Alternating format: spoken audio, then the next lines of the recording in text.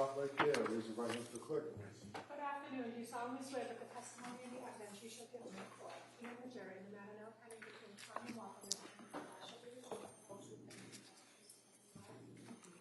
Thank you. You may have a seat. Watch your step, please. All right, good morning, doctor. Good morning. All right, I'm going to ask you when you sit down if you speak loudly so the jury can hear you and speak into that microphone. Okay? Okay. Thank you. All right, thank you.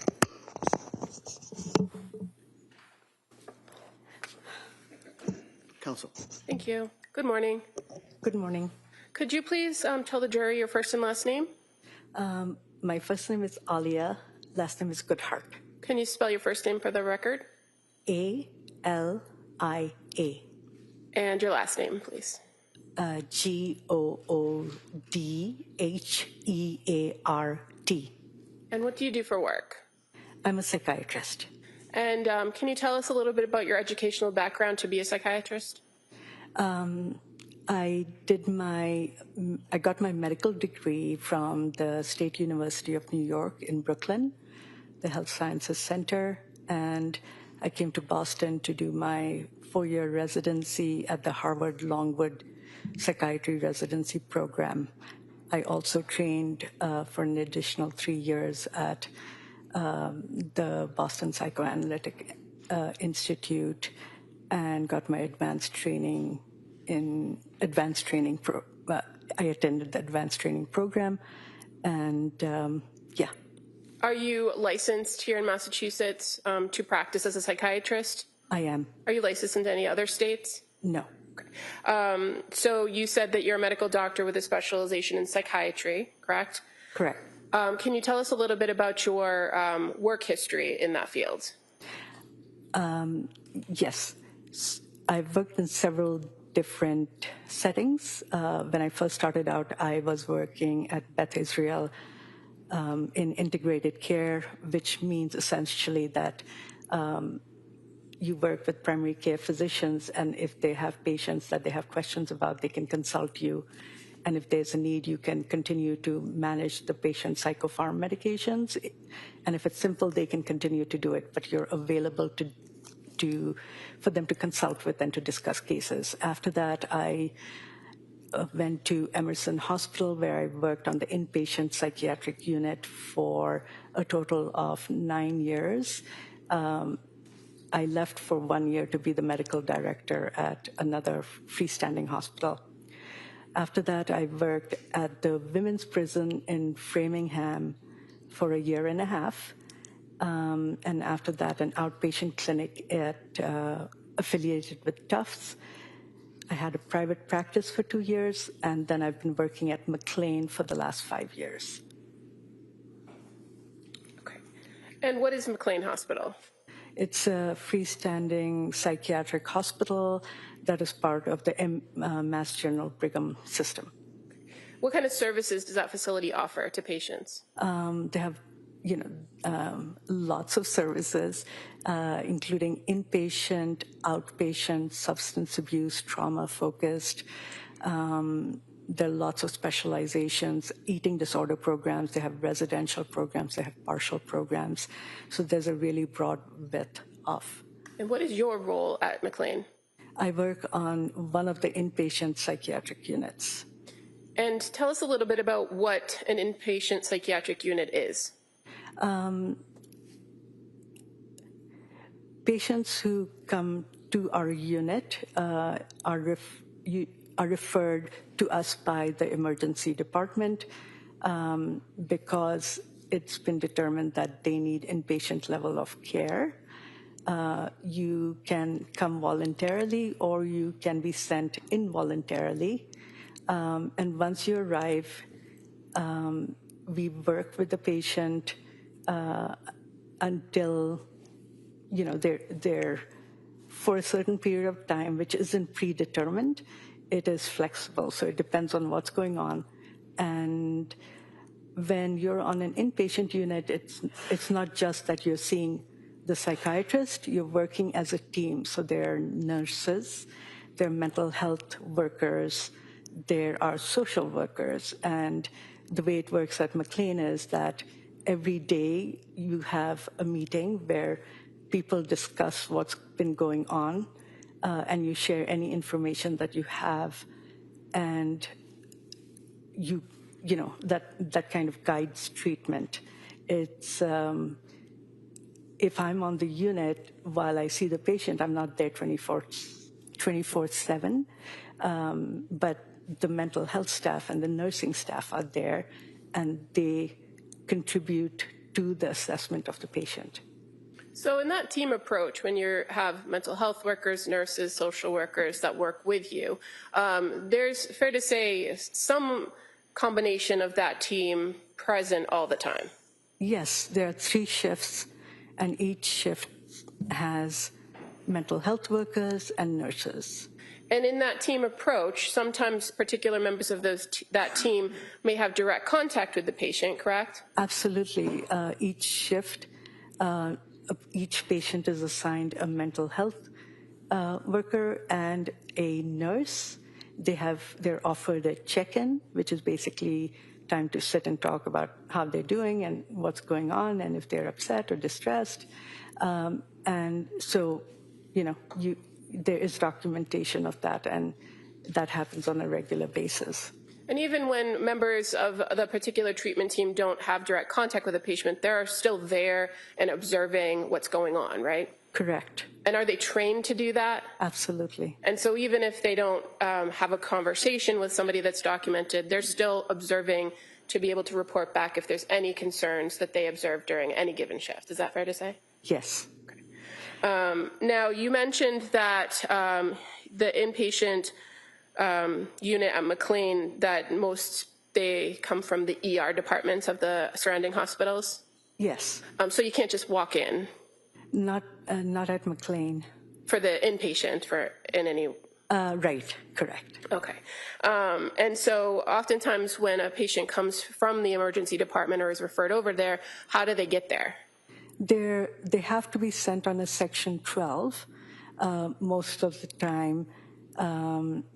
Well, then it doesn't make sense. So they're usually sent on a Section 12, especially if they're going to be sent in an ambulance. And then when they arrive at McLean, they are seen at the CEC, which is the Clinical Evaluation Center. If I could just stop for you for one second. Can you tell us what a Section 12 is? A Section 12 is basically a doctor or social worker or psychologist states that you are being referred to a hospital for admission because you have a mental health condition. And the Section 12 could be something that the patient voluntarily elects to do, right? That's a Section 10. The Section 12 is it means that you have to go there. If you go there and they evaluate that you're fine and you decide you don't want to be at the hospital, you can choose to leave and they'll have to let you go. So when you say that a person comes transported from an ER on a Section 12, they also can come transported on a 10 as well, a voluntary? A Section 12 is required for transportation because in the time between when they leave the hospital and they're supposed to get to you, you want to make sure that something could happen and then they could leave. So you want to make sure that the physician sees them at that end and then somebody sees them at the other end to ensure that something hasn't changed. So it's evaluation. Okay. And at the emergency department, there is a particular type of evaluation that's done before somebody is sent over to McLean, correct? Correct. From the Mass General, what is that usually referred to? It's called the acute psychiatric consultation, APS. No. So the service is acute psychiatric services, and it's an evaluation. So it's a complete evaluation by either a nurse practitioner or a psychiatrist. And they go over things like, why are you coming now? What is your history? Have you ever had problems before? What's your family history? They document how you're presenting. They inquire about symptoms.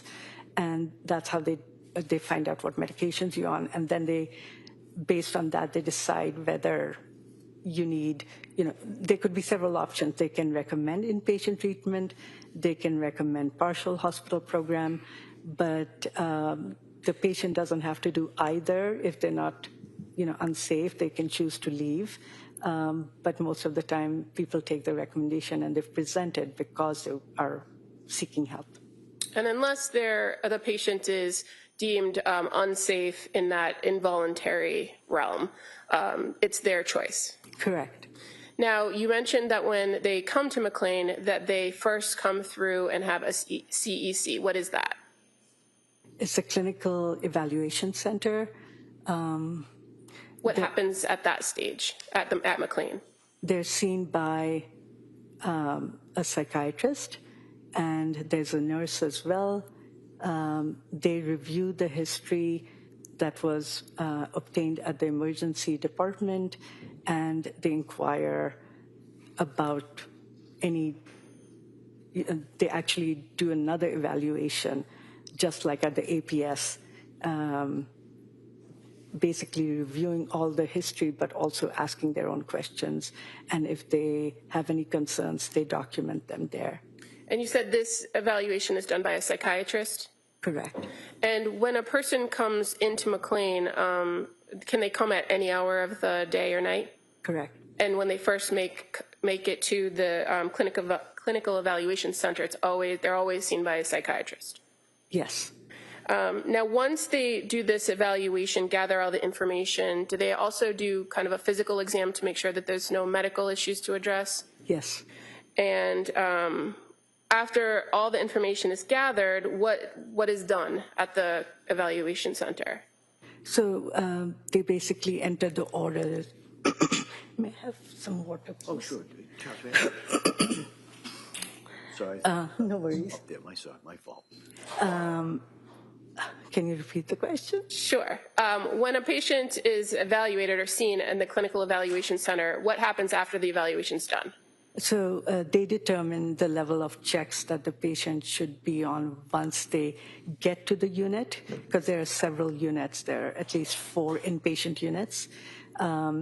They decide what medications the patient is going to be able to get, until they are seen by a psychiatrist on the unit.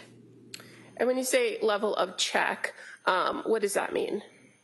Everybody who is on the unit, there's a mental health worker assigned the task of ensuring that all the patients who are supposed to be on the unit are present and that they're safe. And the lowest level is 15-minute checks. If there's concern about somebody, it goes up to 5-minute checks. And if they're extremely unsafe, it goes to a 1-to-1. And what does 1-to-1 mean?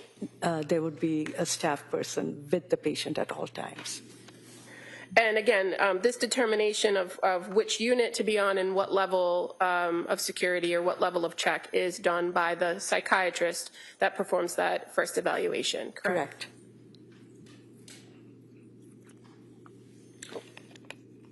Now, when a person who comes through the CEC then gets sent to the unit, do they walk to the unit on their own, or how do they get to the unit? They're escorted to the unit. And you said there's 4 inpatient psych units, is that what? Correct.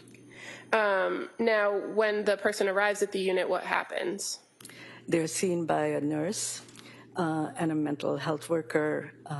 Their belongings they go through the belongings to ensure that there's nothing unsafe. There's certain things that are not allowed on a psych unit. The nurse reviews their history and takes some vital signs, sees if they need any medication, and then they show them to their room and the unit. And again, people come through the CEC at all hours of the day and night, correct? Yes. So this whole process is pretty seamless and could happen at any point. Yes. Now, you mentioned previously that the length of stay or how long a person is on the unit or inpatient varies, right? Yes. Is there any sort of minimum that's required when a person comes in for an inpatient stay at McLean? No. And if they are voluntarily there, can they leave at any time? As long as the psychiatrist and the team assesses them and determines that they don't pose an imminent risk to themselves or anybody else. Now, what if they're there on a Section 12? Is there a time limit or a minimum amount of time they have to be there? If she wasn't there on Section 12, she was on a voluntary. We haven't gotten there yet. I'm just asking background questions about the facility. I'll allow some background questions, but let's kind of move it along. So Section 12 entails that that the team and the psychiatrist has 3 days to evaluate the patient to determine whether they pose a danger to themselves or others. And if at the end of that time they do determine that the person poses a risk, then they have to apply for commitment, which would mean going in front of a judge who would decide if the patient should remain hospitalized or be discharged. And if at the end of the 3 days you deem them to be safe, are they allowed to leave? Yes. And is there something in the field of psychiatry or in your training and experience in your time at McLean about being discharged against medical advice? He wasn't discharged AMA. All right, we'll allow set the really the terms and where we are, so you can go into that. AMA is not applicable. If we can approach... Yeah, I don't think you heard me. I did hear you. All right, well then, I'm going to allow that question. There, your rights are saved. My objection. Yeah, I've noted it. Go ahead, counsel. Thank you. I think we tend not to do against medical advice, because if we are concerned about somebody's safety, we would not discharge them. So you have another procedure available to you if you were concerned for somebody's safety? Yes. And that's the procedure you described about seeking an order for further commitment? Correct. Okay, thank you. Now, when a person comes and goes through that process and is placed on their unit and settled in, what is the plan after that? How often do they see providers? They're assessed by a psychiatrist every single day that they're there. They have nurses who are checking in with them, mental health workers. They're offered group programming and medical monitoring, vital signs. Yeah. What types of group programming are offered to people while they're inpatient at McLean? We offer skills groups, which are things like they're meant to teach patients skills so that they can tolerate distress, they can kind of observe their thoughts. It's meant to shore up their skills. Then there are some groups which are more just relaxed, I guess, such as going for fresh air walks or going to the recreation center, just, drawing or coloring, and yeah. And are there other things offered to patients once they're on a unit to assist them in their care, like counseling? Yeah, those are the check-ins, and when they meet with the psychiatrist and the social worker, the counseling happens in those sessions as well, and also by the nurses and the mental health staff. Okay. Now, does this procedure, or how it operates for any given patient, does it change if there's a holiday or a weekend? I think they're still seen by a psychiatrist. She's thinking, if she knows, I have no objection. I'm going to object to the way she's answering that. All right. Why don't you rephrase the question? I will, thank you. As far as your experience at McLean Hospital, does the schedule change when there's a weekend or a holiday? The group schedule might change, but the staffing schedule doesn't change. So the availability and the mental health worker that sees the patient, the social worker that checks in, and the psychiatrist and nurse, the team all stays the same even on a weekend or a holiday? Other than the social worker. Okay. And when I say stay the same, it could be different individuals, but Correct. it's somebody from that group, correct? Yes. Okay. So as far as your role as a psychiatrist, how do you get assigned patients when they are admitted to McLean inpatient? It's random. There are beds that are open, and I carry a certain number of patients, and other psychiatrists have a certain number of patients, and whoever has an opening gets the admission. Do you have to be there when the patient is admitted to have the patient assigned to you? No. And so do you rely on other psychiatrists to perform those tasks before you meet a patient? Yes. I'm going to draw your attention to a particular patient by the name of Lindsay Clancy that arrived at McLean in the early morning hours of January 1st of 2023. Do you recall that patient? Yes. Have you had the ability to review the records related to that patient prior to coming in today? Yes. And do you know where she came from? The emergency department at MGH. Okay. And did she come voluntarily, or did she come on some sort of section? Again, for transportation, it's always a section, but then she signed in voluntarily, which is the section 10. Okay. So to your knowledge, she was brought in the early morning hours via ambulance? Correct. And did she go through that process of the clinical evaluation center in the early morning hours, approximately 4 a.m. on the 1st? Yes. And who saw her there? I think the psychiatrist's name was Dr. Outlaw. Okay, and you're familiar with Dr. Jasmine Outlaw? I've never met her. Okay, but she is a psychiatrist on staff. I don't know what you mean by on staff. Well, she works at McLean. Correct. And so you were able to review the information she gathered in that first evaluation. Yes.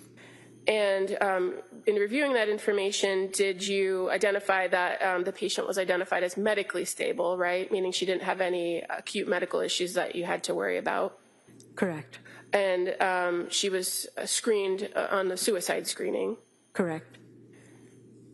What was the chief complaint of the patient when she arrived at McLean?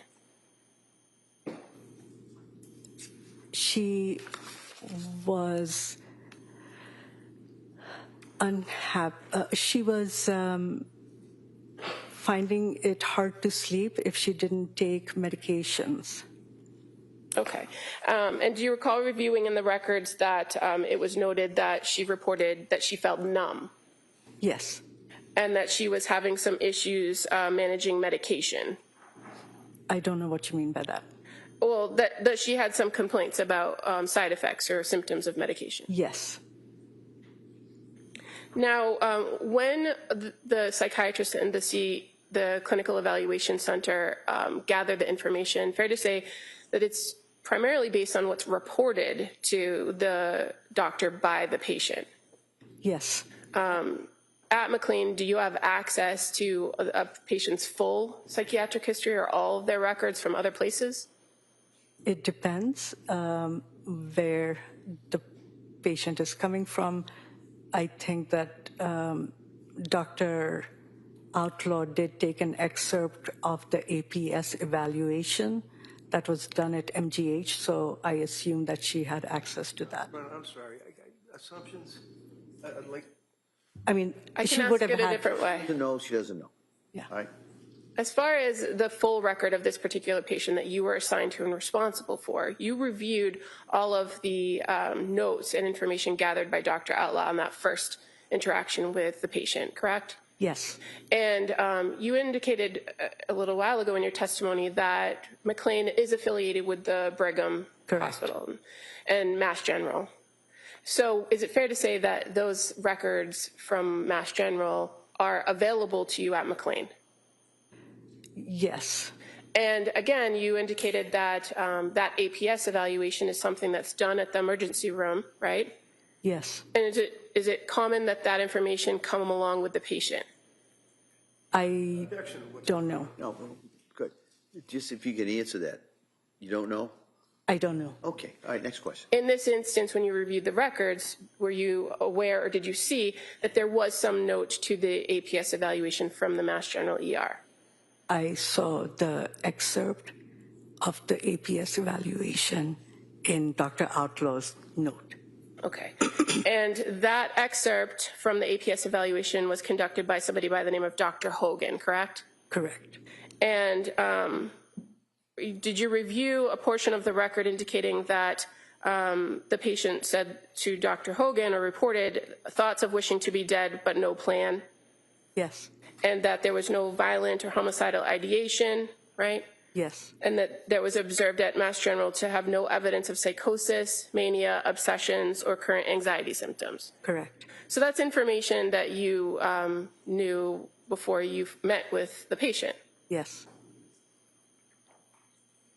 And as far as what's reported when the patient comes to McLean, and in this instance when Lindsay Clancy came, are you aware she reported during that clinical evaluation center evaluation that at the beginning of December she had started Seroquel and Remeron and started to have intrusive and suicidal thoughts? Yes. That she attributed that to medication? Yes. Okay, and so what was the plan, the first plan that came out of that clinical evaluation center evaluation of Ms. Clancy? She was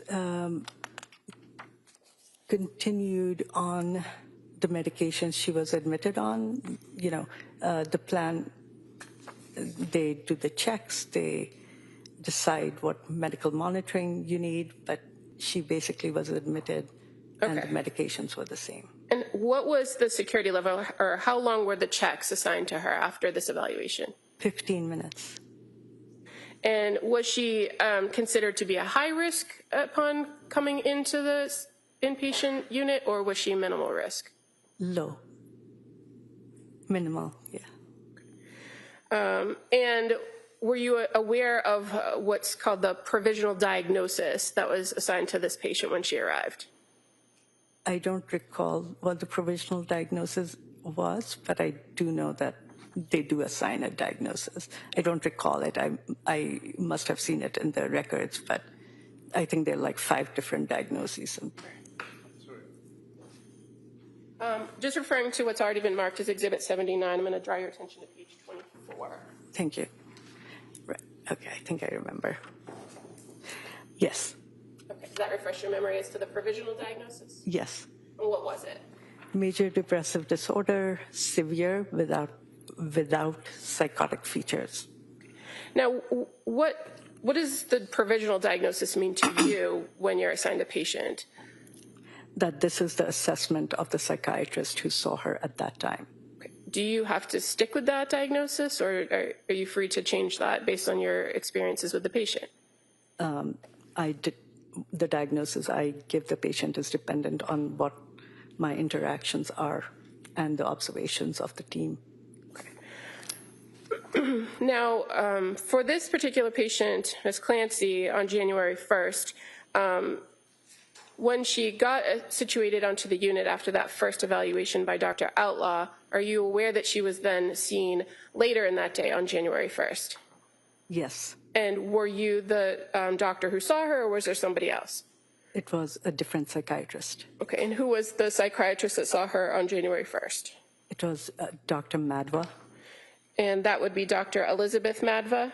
Correct. Again, is she a psychiatrist as well? Yes. And so this occurred while you were not in the hospital, right? Yes. And were you able to review the notes, the admission notes of Dr. Madva regarding her interactions with this patient on January 1st at approximately 12:47 p.m.? Yes. And again, as far as these interactions go with the patient and the psychiatrist, it's more of a conversation, right? I'm sorry, could you repeat the question? Yeah, it's a conversation when you meet with a patient. Yes. You ask them how they're feeling, get information that you think is necessary. Is that fair to say? It's a conversation, and also you gather information. Okay. And so do you rely on things that were reported before? Yes. Okay. But you also ask follow-up questions, right? Correct. And as far as your review of Dr. Madva's interaction with Ms. Clancy on January 1st, is it clear to you that she did that? Yes. You reviewed her history with her and spoke with her about how she was feeling? Yes. At the time she spoke with Dr. Madva, you were aware she said that she denied feeling depressed and denied any passive death wishes or suicidal thoughts, but reports feeling numb. Yes. She reports she can't feel any emotion other than mild anxiety at now being in a hospital setting. Yes. Okay. After Ms. Clancy was seen by Dr. Madva, were you aware of what the plan was regarding her medication? Yes. And what was the plan? Ms. Clancy complained, there were several symptoms. One of the things that she did complain about was the numbness, and Dr. Madva did, hear that and hear her concern, and that she had been sensitive to many different medications, so she Well, let me ask, if I can ask a question. You finished with your answer? So she determined that it was possible that the numbness the patient was complaining of was a side effect of the medication she was on, and the plan was to taper that medication and observe the patient to see whether the numbness went away and also if any other symptoms became evident. So the medications, you were aware of the medications that Ms. Clancy came into McLean on, right? Yes. And what medications were those? Seroquel at 100 milligrams a day, Valium, 2 milligrams, I don't remember the frequency, I think it was per day. And Again, we're going to let her finish. Yeah, I'm just saying, I have no problem if she looks at the record. Yeah. so Seroquel, Valium, and Benadryl. Do you remember or do you recall Remeron being one of the drugs that were described or reported by Ms. Clancy? When she came in, that she reported taking Remeron? In the past, yes. Okay. And again, in that report from the patient about past history, do you recall her indicating that one of the providers had suspected a bipolar disorder? Yes. In your interactions with Ms. Clancy and your review of the interaction she had with other psychiatrists, did she appear to agree with that diagnosis? Did who appear to agree? Ms. Clancy. Rephrase that question, please. Ms. Clancy, did Yes. she disagreed with the diagnosis? Okay. The fact that she came in and she was on 100 milligrams of Seroquel or more, would that have been something that was significant to you in considering a bipolar diagnosis? Seroquel is used for several purposes. It is not just used for bipolar illness. Okay, and Ms. Clancy also reported coming to McLean issues with insomnia, correct? Yes. Is Seroquel sometimes used in low doses to address insomnia? Yes. Now, as far as the plan from January 1st, you indicated that Dr. Madva recommended reducing the Seroquel and then monitoring symptoms, correct? Yes. Okay.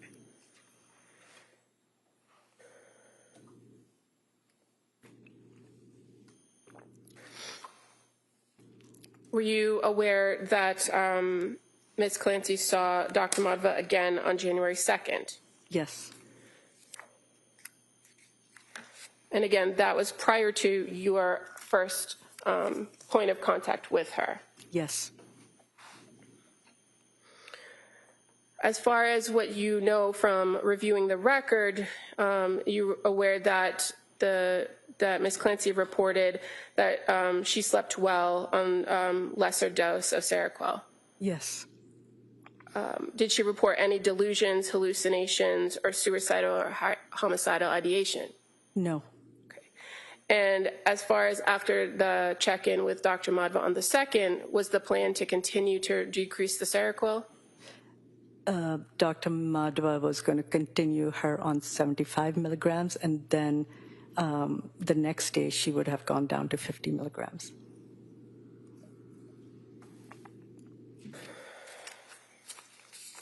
And on these first few days that Lindsay Clancy was at McLean Hospital from January 1st until you actually saw her on January 3rd, you're aware that in addition to seeing Dr. Outlaw at the intake and Dr. Madhva on 2 occasions, on the 1st and the 2nd, that there were also notes in the record for you to review from nurses who interacted with her on January 1st at 5:20 a.m., right? Yes. From nurse January 1st at 6:28 a.m. Yes. A nurse interacting with her on January 1st at 10:34 a.m. Yes.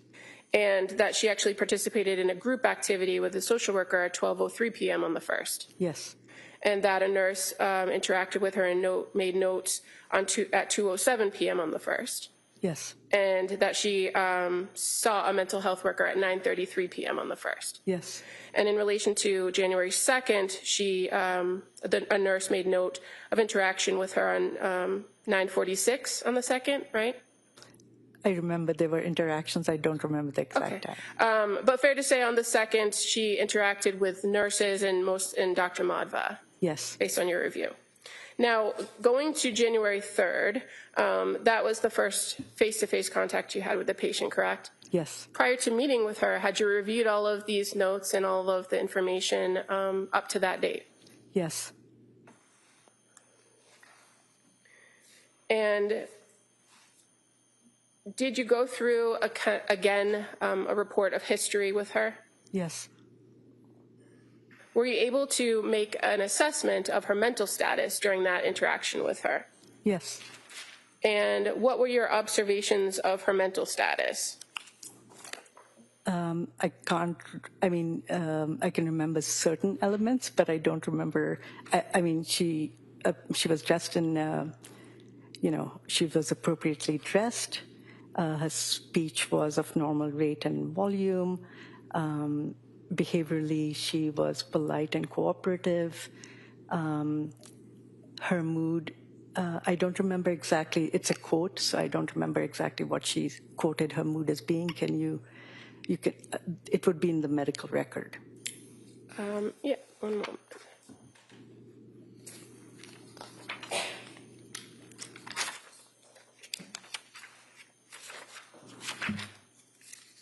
I'm just going to approach, if that's okay. Yeah. And just so the records are Exhibit 79? Yes. All right, so those records, you'll have those with you. Okay. So I have pulled pages 61 through 66. So I think that's your note. If you can just take a look at that and let me know when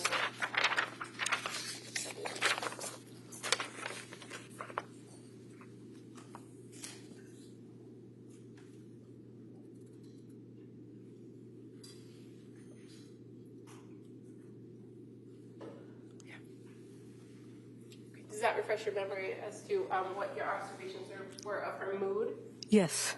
What was her mood? Anxious. Okay. And did you observe signs of anxiety, or did she tell you that she felt anxious? She appeared anxious. And her affect, did you observe it to be congruent to her mood? Yes. And you examined her and found her to have linear thinking and appear goal-directed, right? Yes. Okay. And as far as addressing kind of why she was there and what your recommendations were, ultimately, what were you trying to address or accomplish in the treatment plan with Ms. Clancy?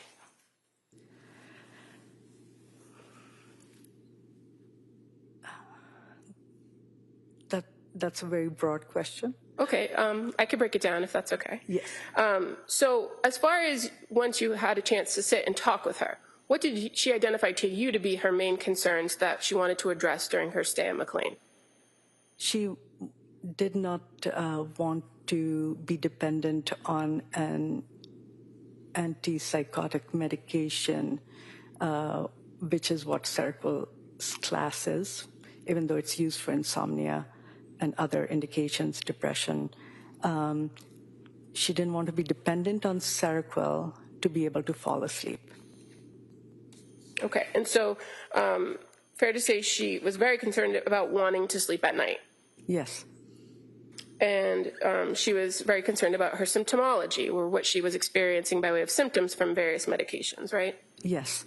And that concept, or the phrase numbness, did she use that a few times? Yes. And again, you mentioned Dr. Madhva was concerned about the numbness with the medication. In your experience with Seroquel, is that also a common side effect for people to feel numb? It can be one of the side effects that people can have. Okay.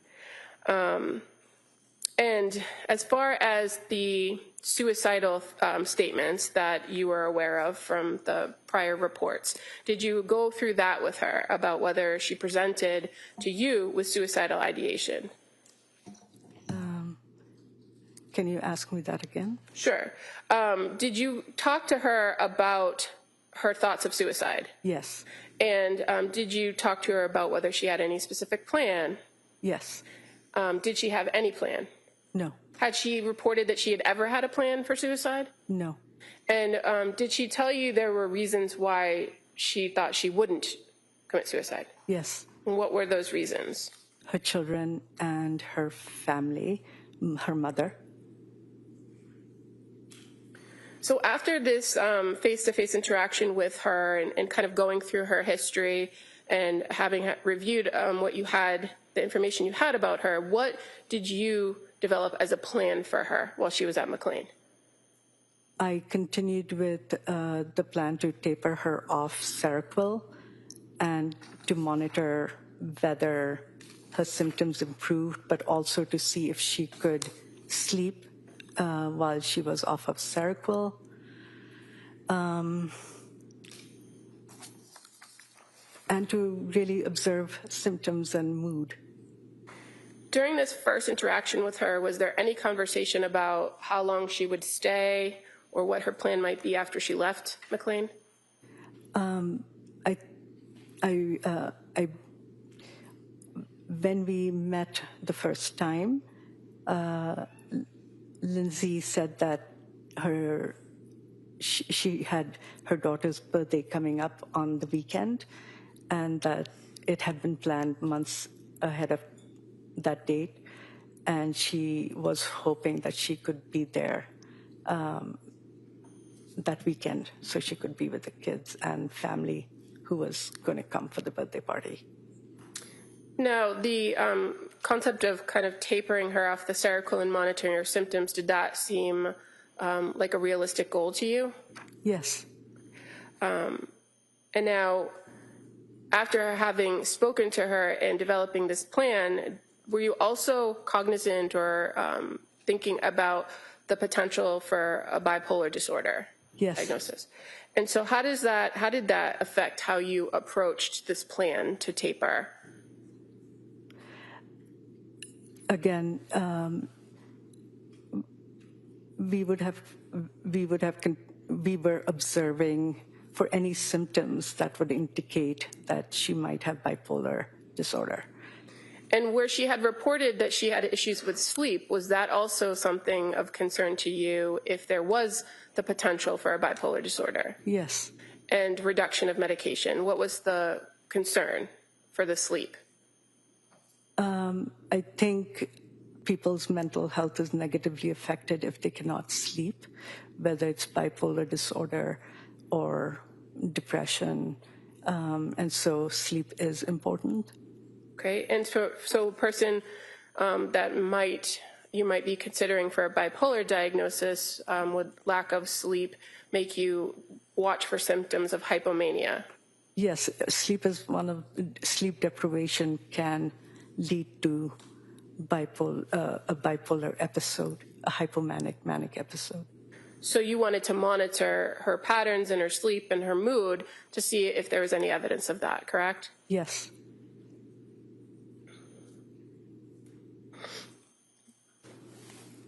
In this first interaction where you identified a plan, did you also make a suggestion about a particular medication that she might consider after the Seroquel had been discontinued? Yes. What was the alternative medication, if you will? It was Cymbalta, which is an antidepressant. And was that something that you intended to prescribe for her while she was there, or was it something that you suggested that she could consider as an outpatient? It was just a consideration. It would depend on how she was doing after she was off of the Seroquel. Okay. Now, what about the Valium? Was there a plan to address tapering or weaning her off Valium or an alternative to Valium? Yes, I switched her from Valium to Ativan. Okay. Because it has a shorter half-life. And, in my experience, it manages anxiety well. And were you aware that she had taken Ativan before? Yes. And did she report any concerns about Ativan or benzodiazepines in general? Yes. And what was the concern she reported to you? She stated that her husband had concerns about her being on a benzodiazepine.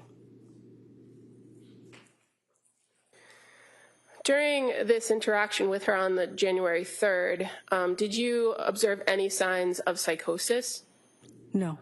And in the notes and the interactions with the providers prior to your meeting between January 1st and January 3rd, did anyone ever note any symptoms or concerns for psychosis? No.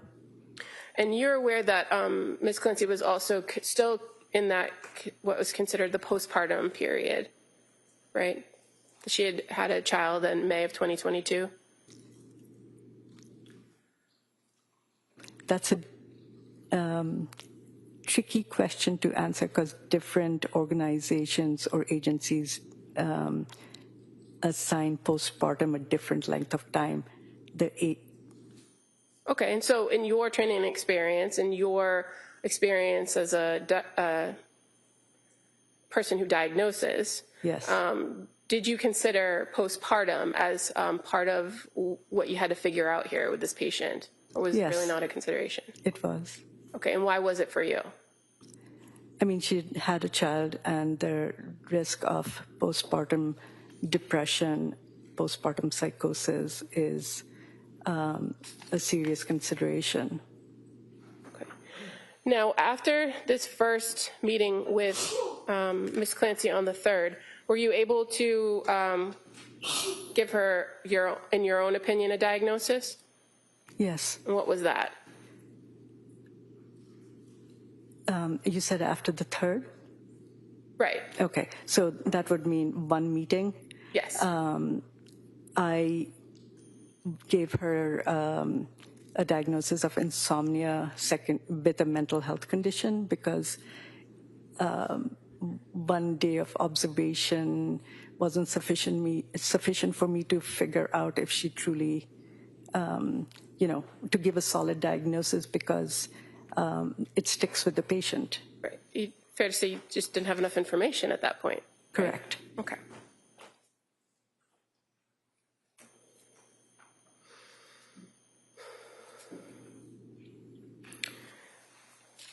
So again, you saw her on January 3rd, and that was approximately 9:15 a.m., right? If Do you that's recall? what it says. Yeah. Well, at the top of your inpatient progress note on page 61 of the exhibit, if I say the date of service reads 1/3/23 at 9:15, would that be where you would note the time you were scheduled to speak with the patient? Yes. Okay. And you're aware that on that same day, on January 3rd, that in addition to meeting with you, that she met with a social worker at 10:07 a.m., right? Yes, the social worker and I would have met with her together. Okay, but then the social worker would have their own note if there was any interaction that they were noting, and also a nurse as well. Yes. Right? And that on the 3rd, that Ms. Clancy participated in a group at 12:02 p.m., correct? Yes. And engaged with a mental health worker at 12:22 p.m., right? I do know that she engaged with the mental health worker. The times are Okay. not something I recall. If I indicate that the records show she Yes. did another group at 2:36 p.m., would that sound right? Yes. That she then declined a group at 3:50 p.m. Yes. and then saw another mental health worker in the evening before presumably she went to bed 8:52 p.m. Yes. Did you see her on January 4th? Yes. And so again, is this the same protocol? You meet, you talk, you discuss. Did you talk to her about how the previous night's sleep went? Yes. And how was that night's sleep? She reported sleeping well. Well, I don't remember the exact words, but she said she slept. And, okay. Yeah. And do you remember having a conversation with her again on that day, January 4th, about going home? Yes. And what did she say about that? Originally, I think we were thinking, we had talked about discharge on Friday, and she stated that she was anxious being in the hospital and that she wanted to be discharged so she could be home with her family and her children. And so did she ask to leave earlier than Friday? Yes. And when she asked to leave earlier than Friday, what was your response to that? Whenever I said she could leave provided she had psychiatric follow-up the next day. And why did you do that? I wanted to ensure that if she wasn't able to sleep that night after discharge, that she could speak with somebody about it so that they could come up with a plan to ensure she could sleep and to monitor how she was doing off the medication. And was there a kind of a secondary reason that you had asked that she make sure she make an appointment before discharge? Yes, it was also to assess whether she could think clearly and follow directions and get it together. We asked her to set up the appointment herself, and she was able to do that. She responded within an hour. She told the social worker that she had gotten an appointment, and the social worker had asked her for a fax number so that we could we could send the discharge summary, and she provided the fax number as well. And now on this day that you had met her on January 4th, she reported that she slept well. Do you recall what dose of Seroquel she was down to at that point? Had she reached 0? On which day? On the 4th, when you saw her. I'd have to walk myself through this. So I know she was on 75 milligrams the night of the 1st, 75 milligrams the night of the 2nd. On the night of the 3rd, we decreased it to 50 milligrams. On the night of the 4th, she would have been on 25 milligrams. Okay. And fair to say that on the 4th, your plan was to continue to taper her so that she would be at 0 for Seroquel, take no Seroquel on Thursday night, right? Correct. And that she would be restarted on Ativan and that she'd have the trazodone available if she needed it. She was already on Ativan during her admission and was taking it at night. She also had trazodone, which is a sleep medication. It has sedating properties, so it can be used for sleep. So yes, she had that. She had the option to take that as well. And so did you have a concern about her leaving on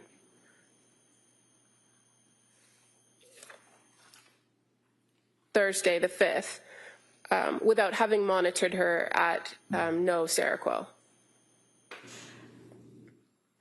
I did not have any concerns about her safety or a risk for anybody else. Okay, but as far as from a diagnostic perspective, would you have preferred to have more information about her sleep patterns and her mood? Yes. Okay. Now, you said that you didn't have a concern for her safety. So what, in your time that you were with her, that you met with her, and all the information that you reviewed, what were identified as maybe protective factors that made you feel comfortable that she was safe? She was, there's several things. She was future-oriented. She was clearly invested in her children. She was a caring mother, just like a caring mother. She had her parents around to help her. She had family and supports. We ensured that she would have outpatient psychiatric care for follow-up. She didn't have a history of suicide. She had no history of psychosis, postpartum psychosis. She had a stable place to live. So the statement that she made to you that she wouldn't have completed the act of suicide because of her kids or her mom, was that something that you considered? Absolutely. And the fact that during the time from admission on January 1st to the time she was discharged on January 5th, that she didn't make statements supporting suicidal ideation, was that a factor that you considered? Yes. And at no time during the time she was at McLean did she ever indicate that she had ever reported or had thoughts of harming anyone else, did she? She had never stated that she had any thoughts of harming anybody else. And ultimately, at the end of that conversation with her, or the hour later, she was able to secure that appointment that you asked her to on her own. Correct. And so knowing that now the discharge has moved up a day, what was your plan for medication for her upon discharge? She would have continued on the Ativan to help her sleep at night. That was a short-term plan. Once she was feeling better or was able to sleep or her mood came back to baseline, she could taper off of it. She had trazodone to use as needed, and melatonin. And as far as your recommendations for medication, it would be no more Seroquel. I guess, let me ask that question a different way. Yes. You didn't give her a new prescription for a different dosage of Seroquel, did you? No. And did you advise her to take Seroquel when she was home if she felt that she needed it? I would assume she would take what I had prescribed.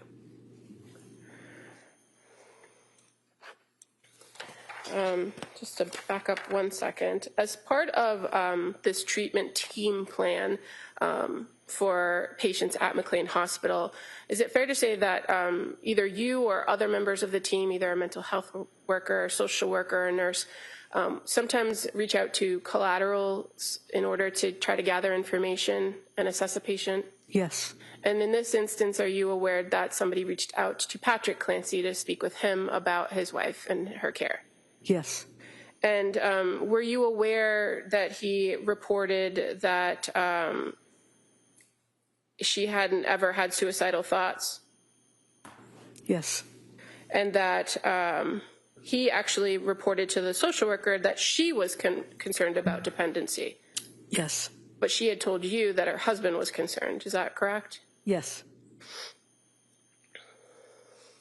And that he felt that she had succumbed to social pressure to take psychiatric medications because her friends were taking them?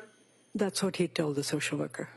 And you're aware that he had made statements that he was unhappy with the medical care she was receiving at McLean? He said, I don't think... Were you aware that he said he was very unhappy with the medical care she received? She received, yes. She didn't specify. He didn't specify McLean. Okay, thank you. And as far as you're aware, the patient themselves, Ms. Clancy, she never complained that she wasn't getting seen by staff or doctors, was she? She never complained of that.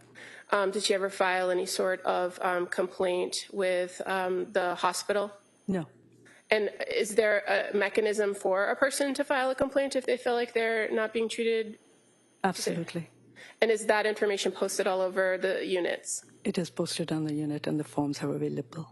And a person, even if they're not on a one-to-one or directly interacting with a mental health worker or social worker, do they always have the ability to request to speak to somebody? Absolutely. And so even when maybe somebody from their team is not there or working, is there somebody always on call, a mental health worker, a social worker, a psychiatrist, a nurse, for a person to speak to if they felt they needed to? Yes.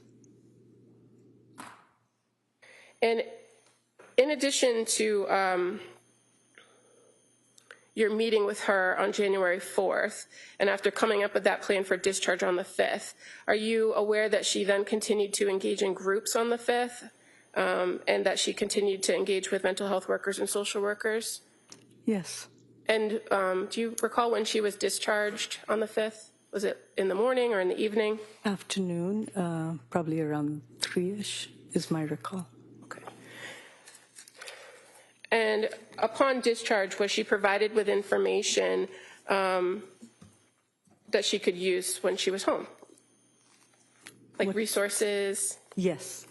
And do you recall that she had asked about resources to find a new doctor at some point? Yes. And that she ultimately reported to the social worker that she felt comfortable managing at home? Yes. I may have one moment. Sure.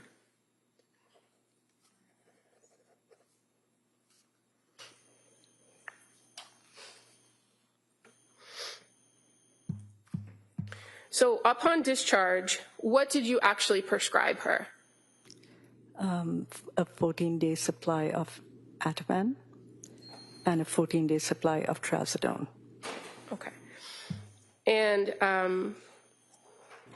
when you were having conversations with her about her thoughts of suicide or her thoughts of wanting to die, was she expressly asked if she wanted to kill herself? Yes. And what was her answer, if you recall? She denied that. She denied that? Yes. And was she specifically asked if she had a plan to kill herself? Yes. And what was her answer to that? She denied it. And was she specifically asked if she wanted to harm anyone else? Yes. And did she provide an answer for that? She denied it. And those are standard questions you would ask at every interaction with her, correct? Yes. And prior to discharge, she would also be asked those questions again, correct? Yes. Because if her answers changed at any point, it would have changed your plan, right? Yes. Thank you.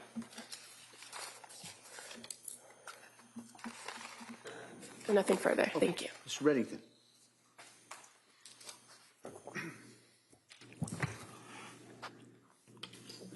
I'd like to start off just by asking, District Attorney asked you about resources that were provided to her. What were the resources? We had discussed going on Psychology Today, where I'm sorry? she was aware of the website Psychology Today. Website. Yes, she was given the name of a case manager through her insurance who she could contact for assistance in finding new providers. So other than telling her about the website for Psychology Today and talking about her insurance company and what they would allow for her to reach out for what, other providers? Is that what it was? Can you restate that? Sure, of course. You referenced her insurance company. Yes. I mean, that's a major consideration in medical treatment, is it not? What a person has for insurance? No. No? I don't understand what you mean by that. You know what insurance is? I mean, as far as like a person paying their bills for medical treatment or psychiatric treatment. The insurance is important because who you can see is limited by what insurance you have. So that's what I was asking as far as the insurance. You referenced that on the resources, when the DA asked you about resources, and I asked you what were the resources, and you said going on the website for Psychology Today, right? Yes. And that you spoke to her about her insurance, right? We gave her the name of a case manager who she could contact and her telephone number in case she wanted to find other providers. They would be able to look at their database and figure out what providers would be within the distance she was comfortable with, whether they were male or female, if she had a preference, and if she had any preference about any specialization. Okay. And in reference to the insurance, what is the insurance? You answered the question about insurance. I'm just asking, what is the involvement of insurance in that offer of resources? I don't understand your question. All right, maybe I didn't understand your answer. That's why I apologize. You had indicated that in addition to telling her to go on the website for Psychology Today, that you spoke about her insurance and other providers that would be permitted, I guess, under her insurance.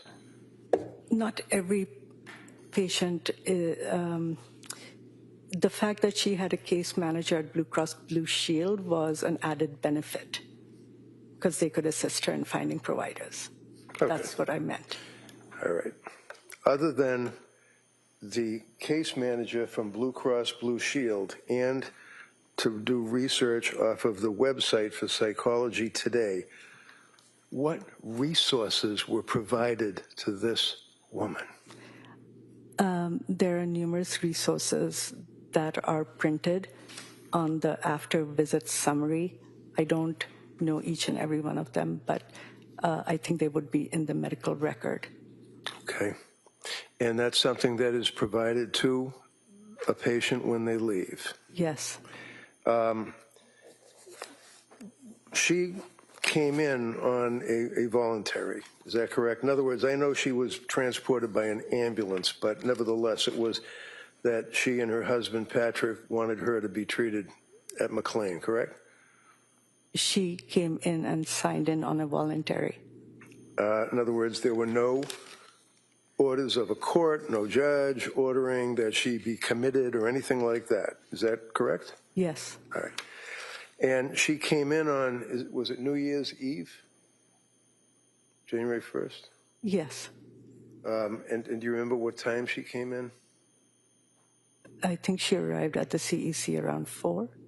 Now, would you agree that on New Year's Eve in McLean Hospital, that that ward is pretty much running on a skeleton crew? I can't speak to something I'm not there. No, obviously you're not there, but what about other people? Was skeleton crew New Year's Eve? You would have to ask somebody who was there. Well, you've worked there for what, 7 years? 5. 5 years. And what is the ward that she was on? AB1 South. 81 South? A as in apple, B as in boy, 1 South. South. And how many doctors work at AB South, on whatever shifts that you may have? There are 4 psychiatrists at assigned who work on AB1 South. Now, sorry, go ahead. Yes, that's it. And does that include you? Yes.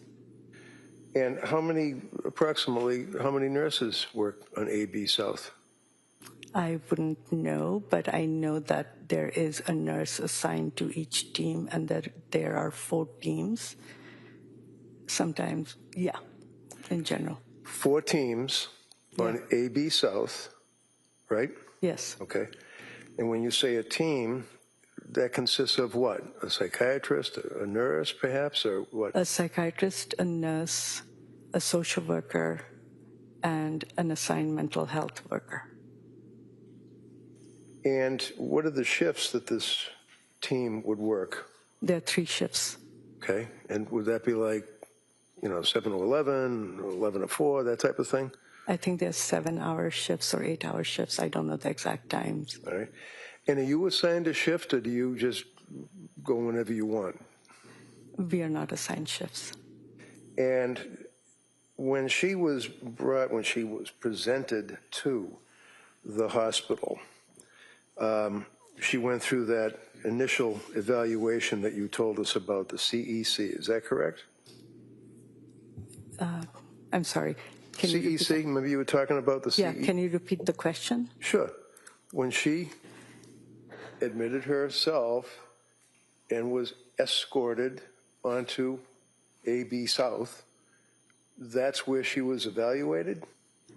She was evaluated in the CEC by the psychiatrist. Then she came to the unit and was seen by Dr. Madhwa later the same day. So she met 2 psychiatrists on January 1st. Okay. So you have a woman that has admitted herself to McLean on New Year's for help, right? Yes.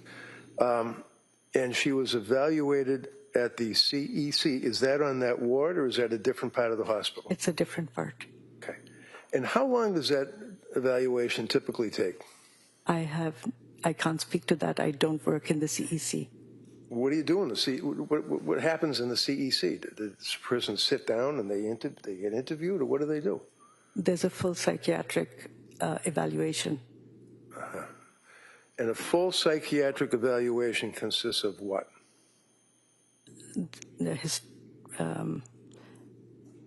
A chief complaint, a history of, so basically a history of present illness, which would be what brings the person into the hospital. Okay. They review past psychiatric history, substance use history, social history, family history. They do a mental status exam, and then they make an assessment. And they would be the CEC? Psychiatrist. And that would be the psychiatrist that you were referring to? Dr. Outlaw. Dr. Outlaw. Now, how long does the CEC typically take? I do not know. It depends on the speed of the person seeing the patient. I imagine that at some point, a psychiatrist or a social worker or somebody must get into the prior history that the patient had prior to coming to your doorstep, right? That is a part of the evaluation, yes. Okay. And you had a chance, as the district attorney asked you, as to whether or not you were able to review the medical records that involved Lindsay Clancy's treatment at McLean Hospital for the 4.5 days, right? I was able to review the CEC note, which had an excerpt of the MGH evaluation and the notes that were available to me since January 1st at McLean. Now, as a psychiatrist, I mean, when she goes to the hospital, she's your patient, right? She's your patient. Yes. Yes. And as a doctor, what you want to do is get all the information that's available on why this person is in your locked ward, right? Yes.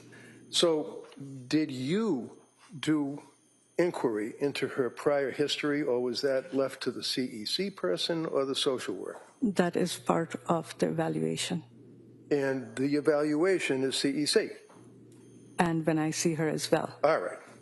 So do you sometimes, when I say you, I mean you or the social worker or the CEC person, do you talk to people like third party, I think you said third party contacts? Yes, All right. the social worker does. Okay, so, and you reviewed the records. So when did the social worker talk to the first psychiatrist that she went to see?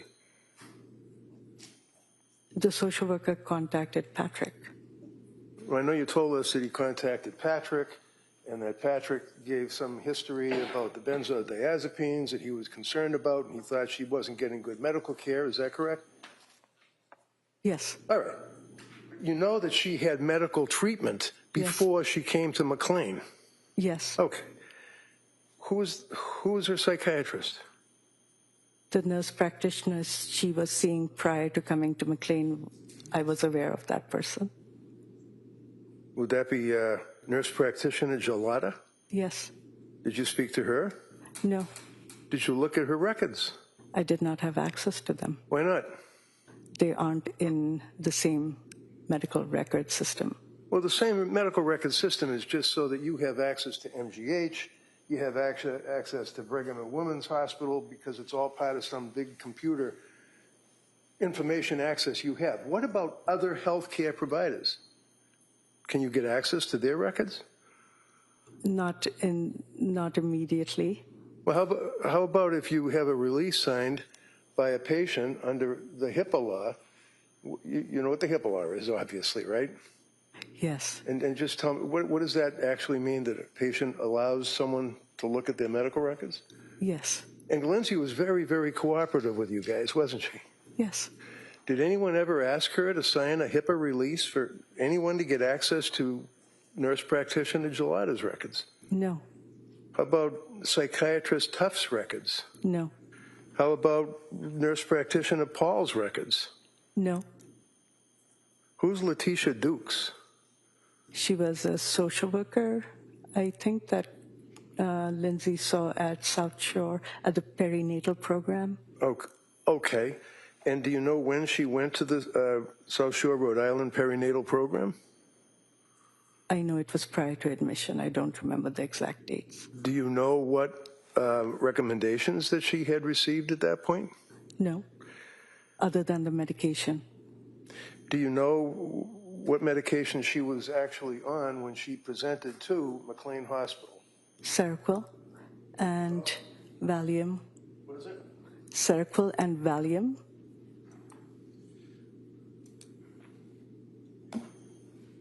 You knew that Dr. Tufts was the first psychiatrist that she actually consulted, correct? I believe so. And when again, if you don't know, just say you don't know. Yes. Okay. And I think you made reference to the fact, or maybe the DA made reference in questioning you, about the fact that she was looking for doctors for some type of medication or something. Is that fair? That's a very vague statement. I don't know what you mean. Okay. Well, actually, she saw Dr. Tufts because Dr. Tufts advertised that she was an expert in perinatal care, right? Correction. Overruled. Oh, sorry. I wouldn't know why she saw Dr. Tufts. Do you know what medication Dr. Tufts prescribed to her? From what Lindsay told me, yes. What? Zoloft was the first. All right. So Dr. Tufts, according to Lindsay, provided her, Lindsay, with Zoloft, which is an SSRI, correct? It's an antidepressant in that class, yes. Okay, so when you say an antidepressant in that class, the class would be selective serotonin reuptake inhibitor, right? Yes. And that's pretty powerful stuff, isn't it? I don't know what you mean by powerful. No? Well, are you supposed to prescribe Zoloft or sertraline to a person that has bipolar? I think it all depends on what you're seeing when you see the patient. All right. So it's important, I would imagine then, to be fair in your evaluation of this young woman that came to your hospital for help on New Year's to find out what any evaluations were of her condition, her presentation, her symptomology when she saw that first psychiatrist, Dr. Tufts, right?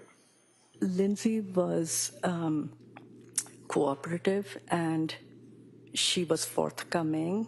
I had no reason to think that she would not provide us with what other providers thought, just like she told us that Tufts said she was worried about bipolar disorder. And I apologize. Yes. Tufts advised her that she was worried no, about? sorry, it was, Gelada? yes. Okay. Sorry, thank you. That's all right, no problem. And again, if you have records or you want to look at them, that's fine, because I know it's tough to have all the stuff in your head. Yes. Thank you.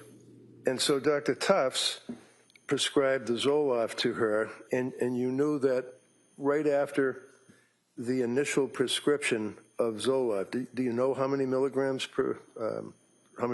she was prescribed initially by Dr. Tufts? Lindsay, I think, stated it was 25. Okay. And then Dr. Tufts increased it to what, 100? Lindsay said it was increased to 50. 50, all right. So, and again, you're in a, I don't know if it's appropriate to say, but you're in a mental institution, right? That's where you work at McLean Yes. Hospital. Okay, and it's a locked ward, right? Yes, And she's a patient that's coming to you for help, right? yes. Is it appropriate for a doctor to take what that patient is telling you as a history? Or do you have to verify it or talk to other healthcare providers to make sure that they're not just running off and making something up? I had no reason to believe that she was not a reliable reporter. Because she seemed very forthright, right? Yes, She seemed very honest in her disclosure of her symptomology, right? yes. One of the things, or one of the tools that you in the mental health field have access to is psychiatric testing, right? Yes, Okay. You have, for example, one tool, and I think psychologists, and there are psychologists that are on staff, I would imagine, at McLean as well. no, not on that unit. As a psychiatrist, you don't administer psychiatric or psychological testing, do you? No, All right. But for example, you've got the Beck inventory test, or what's called the MMPI test. You're familiar with those, right? these are forms and forms that the patient can fill out. Right. And one of the tests is the MMPI, which is Minnesota Multiphasic Personality Inventory Test, right? I have heard of that. Okay. And you know that one of the things that it determines is, if they call it the K scale, whether or not somebody is lying or minimizing, or not minimizing, but lying about their symptomology, right? I don't know much about the scale. Well, that's a tool that can give someone information as to the person's presentation of their symptomology. That would be important as to their honesty of whether or not they're trying to minimize or whether or not they're trying to falsely project their symptomology, right? I don't know what you're asking me. Okay. Were you aware that there were ever any psychological testing administered to Lindsay? MMPI or Beck or anything? No. Okay. How many times did she call or reach out to help for a suicide hotline? I don't know. Wouldn't that be something important to find out, if the person who you're suggesting was denying suicidality or suicidal ideation upon your evaluation, that she called out to suicide hotlines? She was telling, she told us that she was having suicidal thoughts, Right. but had no intent or plan. So I do know that she was struggling with suicidal ideation. Right. Anybody else that you talked to? Or did you Patrick. talk to anybody else? I know the social worker talked to Patrick, and he did give the information he gave. Okay. So what I'm asking is, as you're investigating the history of this patient, you're not aware, no idea that she had reached out on not one but two occasions to a suicide hotline. Is that correct? Yes. All right. Did you know that when she was first prescribed the Zoloft by Dr. Tufts at 25 milligrams, then increased to 50 milligrams, that she then reported that she was unable to sleep? She For shared 40 that with us. Yeah. Was that? Sorry, I'm sorry. I Go didn't. right ahead, no problem. What is it? I'm going to let you finish the question. Okay, thank you. No big deal. It's just that she reported that she went for 48 hours without sleep. I don't remember that time quoted. I know she had difficulty sleeping. You indicated in your testimony that, and I quote, I would have preferred to have more information about her sleep patterns, right? Do you remember saying that? Following the changes in the medications that we were making. So sleep pattern would be just what it says, sleep pattern, like you sleep from 9 at night till 7 in the morning or Yes. 12 at night, whatever your pattern would be, right? Yes. And why is a sleep pattern important for you as a psychiatrist trying to evaluate your patient? Because difficulty sleeping is a symptom of several different conditions, and it can worsen several different conditions. And you know that she had reported severe anxiety, right? She was struggling with anxiety, yes. Struggling with anxiety, and she was having not just insomnia, but she had very, very severe insomnia, didn't she?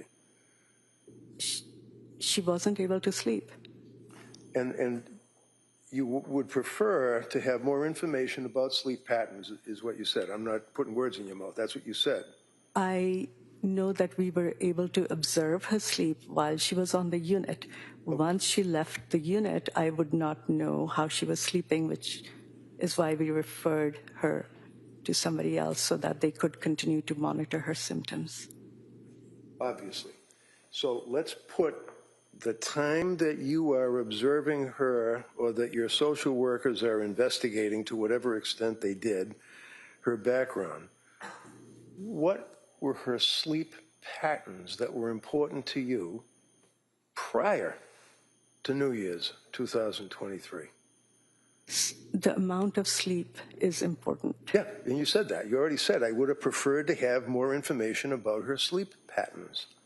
After she was if I was going to continue to evaluate her, I would want to observe her sleep is what I meant. Oh, so you didn't mean that as an evaluator of her prior medical history, trying to get a history of your patient for purposes of diagnosis and treatment, that you wanted to know what her sleep patterns were. You didn't mean that you meant prior? The history of whether somebody is struggling with insomnia is important, and the patient can relay that to me. Okay. You ever heard of patients that minimize their symptoms and lie about their symptoms sometimes? Yes. Okay. So it's important to corroborate what the person is telling you, right?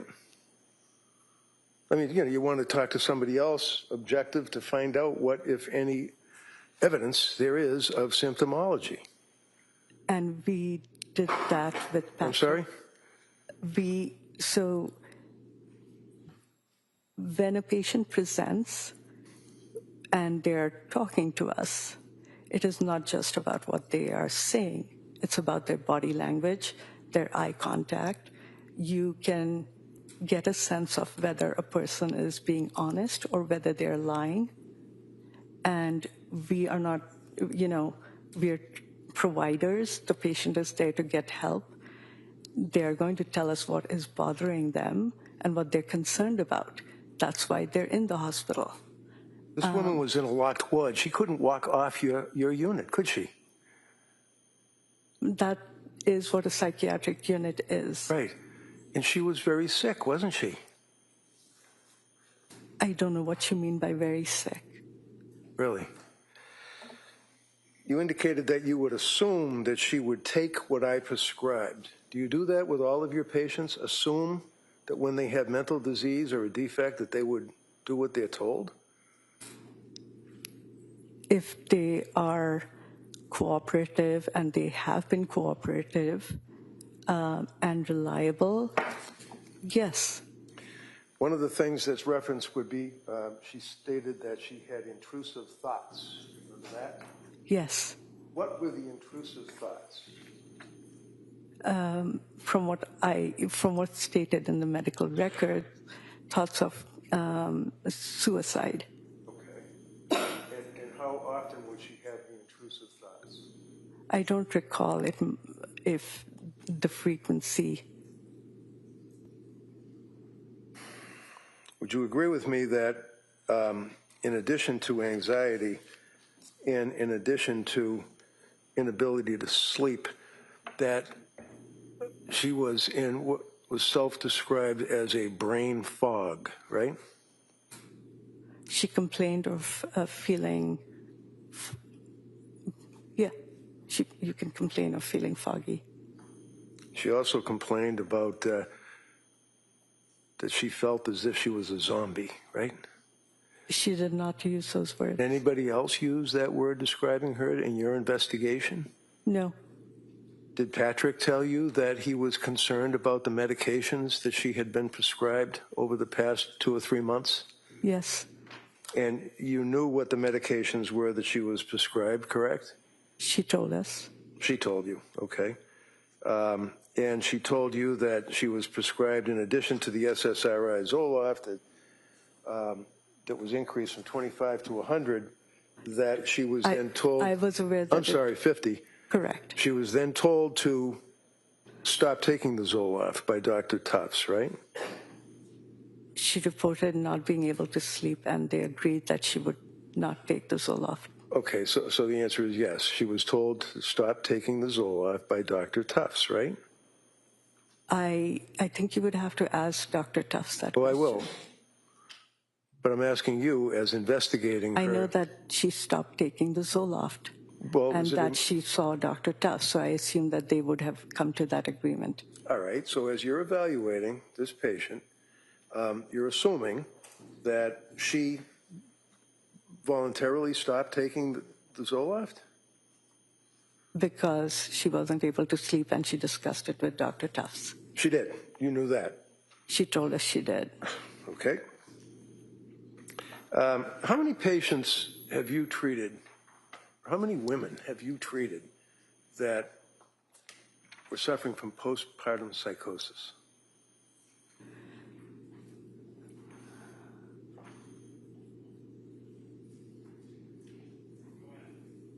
I don't recall. I don't remember, but I think it would stick in my memory, so I don't think that I probably have. You don't think you probably have? I don't think I have. I haven't seen any. How about postpartum depression? Yes. And how many patients have you treated with postpartum depression? Over the last 20 years, I wouldn't, there are lots of patients I have seen. Okay. I don't keep a record of what diagnoses and what people I see. Now, one of the things that you, when I say you collectively, I mean psychiatrists, psychologists, use in your evaluations and diagnoses of patients would be what's referred to as the DSM, correct? Yes. And that would be, DSM, it means Diagnostic Statistical Manual, right? Yes. And it started out with DSM-1, then it went to 2, then it went to 2R, meaning revised, and then there were a number of revisions, and now we're all the way up to DSM-5, correct? Yes. And DSM-5, also the most recent would be -TR. What does TR mean? I don't actually know. So the DSM, the Diagnostic Statistical Manual, is really, it's about this thick, right? If you have a regular sized book. I just have a little one, but. I think so. Okay. do you rely on or do you use in your evaluation of patients the Diagnostic Statistical Manual? The diagnoses are based on the criteria that are stated in there. Okay, so you do use, for diagnosis purposes, what is stated in the DSM, correct? Yes, And it's kind of like a cookbook. I mean, it basically tells you what the ingredients of a particular mental disease or defect would be, right? yes, And you know that it's basically a group of people that get together and they discuss what should or should not be included in the manual that psychiatrists and psychologists use to diagnose patients, right? yes, And they try to keep up to date and stay on top of any recent developments, right? I would assume, I don't know. Okay, I can't speak to it. that's all right. So here we are in 2026, not 1928. Is postpartum depression in the DSM? I think it's a subcategory. You think it's a subcategory of what? Depression. Depression. How about psychosis? Postpartum psychosis in 2026. Is that in this manual? I don't exactly know where it is. Have you ever seen it in this manual? I don't recall paying attention to where it's categorized. So if you're treating a woman who is, as you put it, postpartum because she had the child, and then you told the jury, well, there's a time frame, a cutoff as to whether or not a person is still postpartum, still subject to mood swings, and still subject to hormone imbalance, and there's a cutoff, is what you said, right? Different organizations use different definitions. How about you? You're here for the government testifying in this case. What's your understanding of a cutoff of postpartum, if there is one? For the DSM-5, it is 4 weeks. For ACOG, which is the American Academy of Obstetrics or something, I don't remember what that stands for. It's 12 weeks. For the CDC, it's 12 months. For the CDC, it's 12 months. Okay. So CDC would be Center for Disease Control, right? Yes. So they're pretty much all over the place as far as the time frame that a woman can still be involved with postpartum symptomology, right? Yes. Have you ever heard of a doctor by the name of Meg Spinelli? No. Have you read anything about the efforts being made to have the DSM-6 coming out include Objection.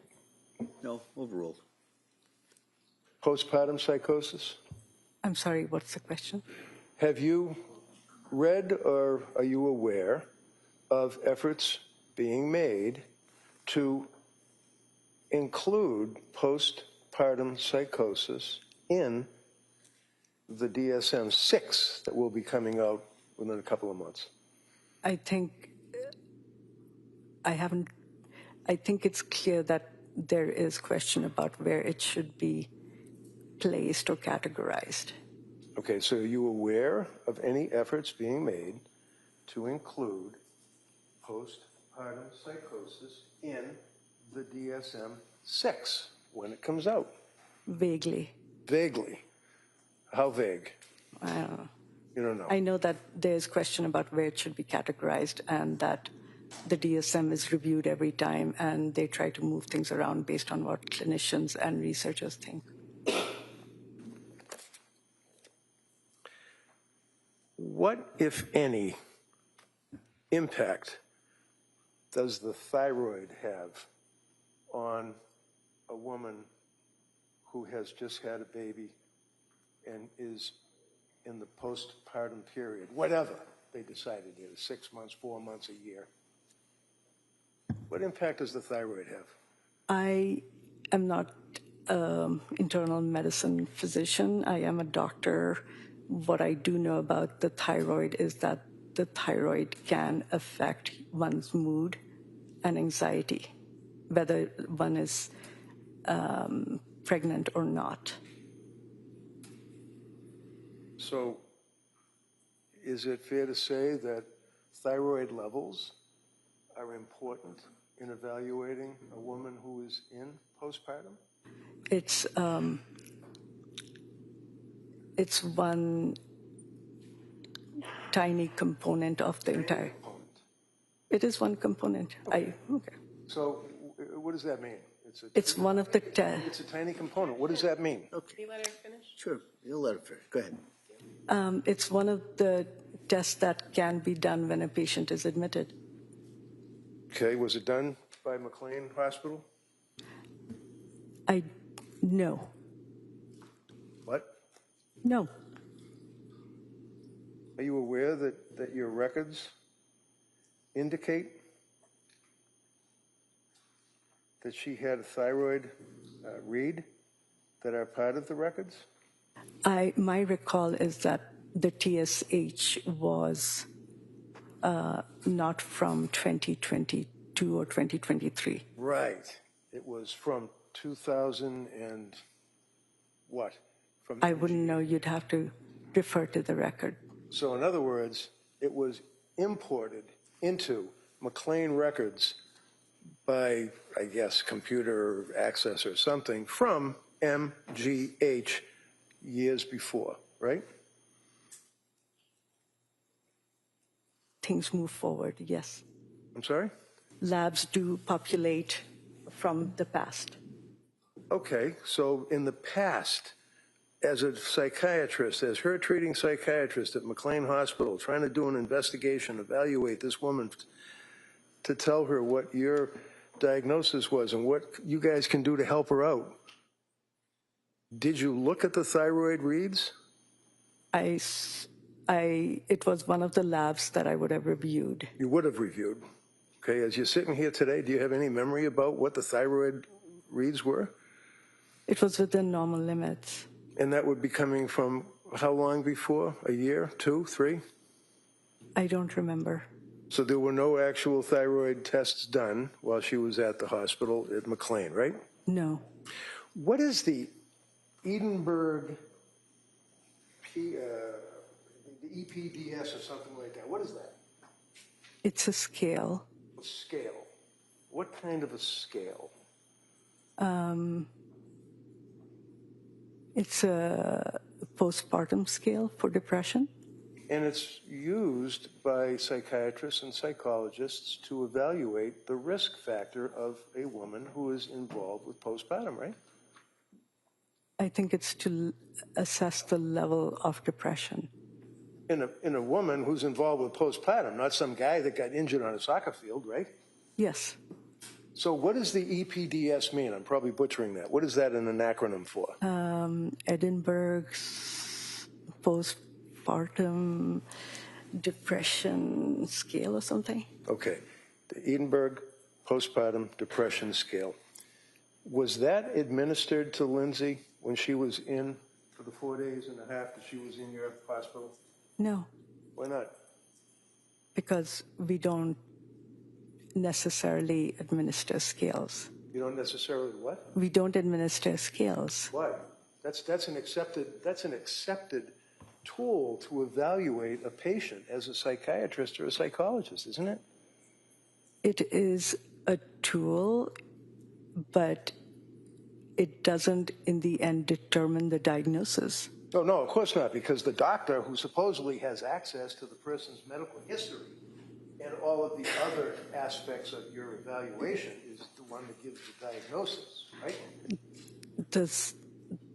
The psychiatrist makes the diagnosis based on the presentation, the history of the patient. Right. So far what we've got is a presentation of the patient who was in the locked wards at McLean Hospital, and the presentation was from her, right? Her presentation is how she presents, how she is observed. It's not what she's telling us. Well, isn't what she's telling you part of what you consider? Yes, Okay.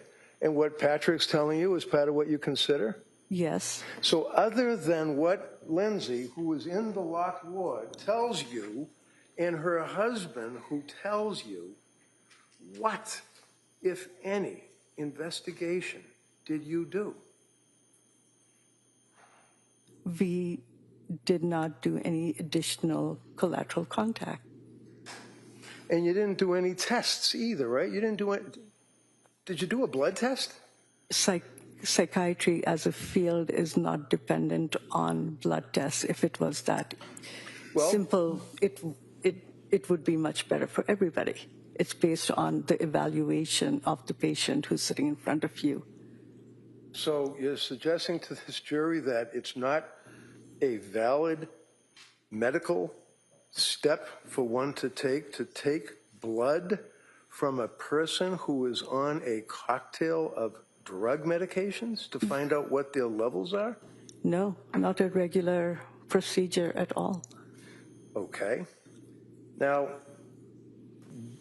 McLean did not take any blood. McLean did not do the Edinburgh scale, but that would be something that you would be interested in, right, as to whether or not anyone else gave her the Edinburgh Depression Scale. Let me clarify one thing. McLean did draw blood. They did do testing. There was no testing for levels of drugs. Drugs. Just okay. let me clarify that. That's fine. Okay. So they took a CBC or maybe a blood count evaluation, but it had nothing to do with what was on board, as they say, as far as tricyclics, antipsychotics, SSRIs, anything, right? They check for substances of abuse, but nothing else. Well, there were no substances of abuse in her blood, were there? No. How about the tricyclics, the antipsychotics, the SSRIs, the benzodiazepines, the Z drugs that they call some of their categories? They didn't test for that, did they? Those are not tested on a regular basis. How about on her basis? I don't know why I would have tested for those. Well, what would have been the indication? How about if she presents, and the history that she's giving you is that she was on a number of drugs for that 3-month period or 3.5-month period? Would it be of interest to you as to what was on board in her blood? Medications have different half-lives. So if she had taken something, it would depend on what the half-life was.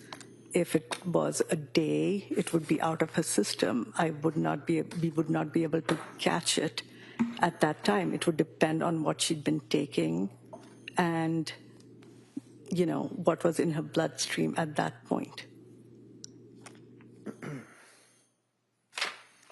So the admission note that was noted in the medical records would be on page 64 of the medical records that you were presented by the district attorney. I don't remember what page it's on, but that's understandable.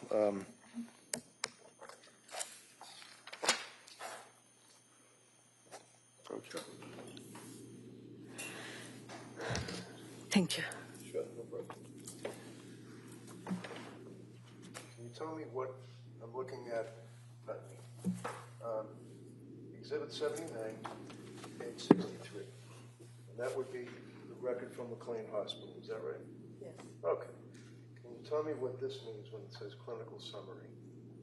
That's the social workers note. Okay. And is that Doctor, can you maybe move that microphone just so that Sorry about that. That's the social workers note? Correct. And that's what the district attorney was questioning you on when she referred you to symptomology? It was this a conversation with Patrick? I'm not sure I don't recall what you're talking about. All right. You can read along with me, all right? Okay. Clinical summary says the case was discussed in rounds, and would that be like on Grey's Anatomy, you have rounds and they see patients in the rooms and that type of thing? No. What does it mean when it says in rounds? It's when we meet in the morning, the social worker, the psychiatrist, the nurse, and the charge nurse, the utilization reviewer. Okay. So that's why it says on page 63, discussed in rounds, SW and PIC met with Lindsay as part of the intake interview, right? Yes. Okay. presenting problem, then it says HX, that's history, right? Mm-hmm. And psychosocial HX history was discussed, correct? Yes. At that point, she stated that she was hoping to be home by next weekend for her daughter's birthday, right? Mm-hmm. And that then she relates her history as far as having a third baby on May 26th. That would be Callan, right? Yes. The youngest baby. And she then told you all that 12 weeks after she delivered, the baby wasn't taking the bottle. It was around the time that she was supposed to go back to work. Husband also went back to work, and she was experiencing a lot of, and then someone puts in quotes, situational anxiety. Is that correct?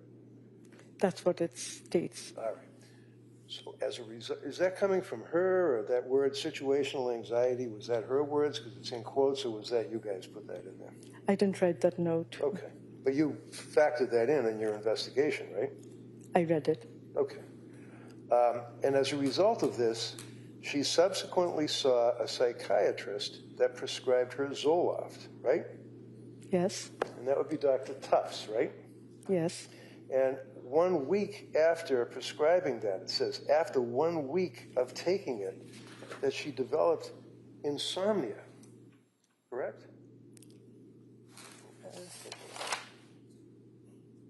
Yes. Okay. So that's an indication of a reaction that the patient had to the medication that was prescribed to her, being the SSRIs, Zoloft, right?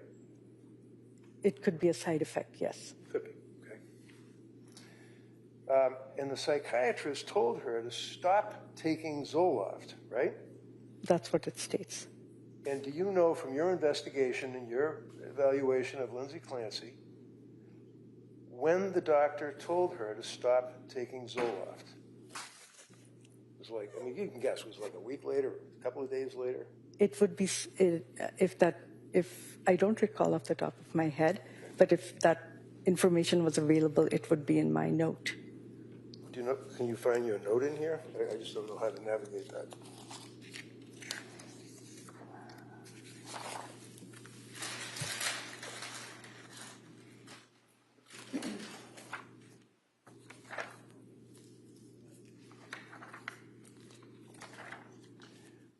Would it help you if you had a break or a little recess just to look at this? No. No? I can find it right now. Okay.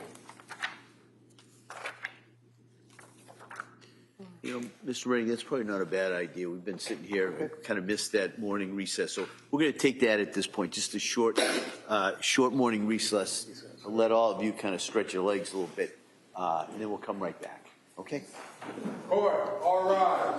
Jurors, close your notebooks. Place them on your chairs, please. This way, please.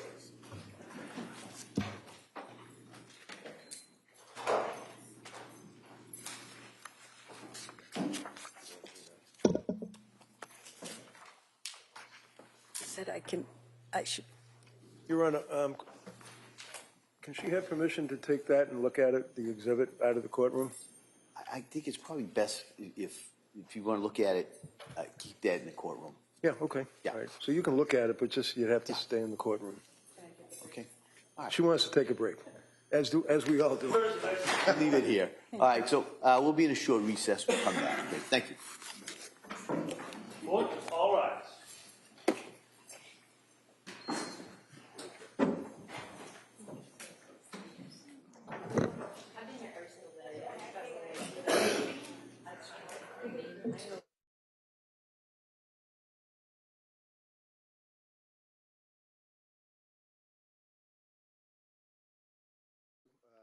And I think it's really, no, I don't want to go to the sidebar. I really don't want to go to the sidebar. I need to know what you're going to talk about before. I want to tell you that they got picked up on a hot mic saying, shut her up during the playing of that autopsy. All right. This is not like Handmaid's Tale, where you're going to tape them out. Listen, I'm not doing that at all. I just want to find out what the issue is. There's a lot of privileged issues, and then you can tell me that, and then if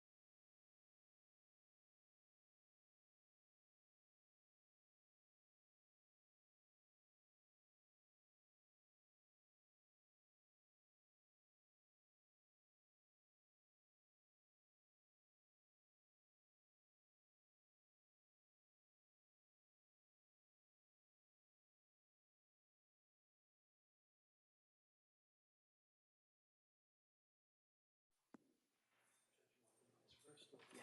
Oh, yeah. Was it witness? Yes, we Yeah. get it right. I get sidetracked by that.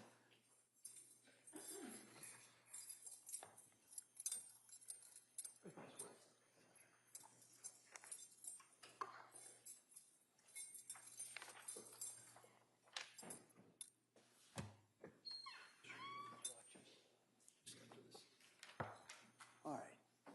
All right, ready for the jury? Yeah. Can I keep looking? Judge?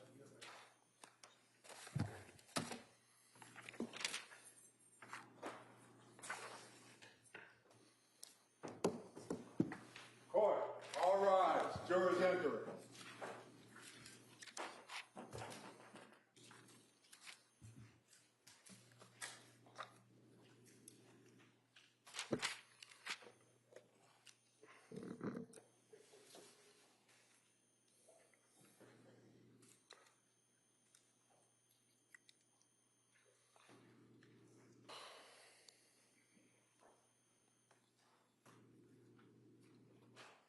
This court's now in session. Please be seated.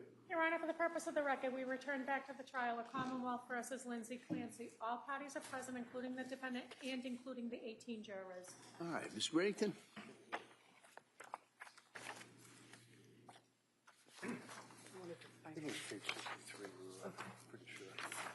My note. Yes, I believe. Look for it. But you know what?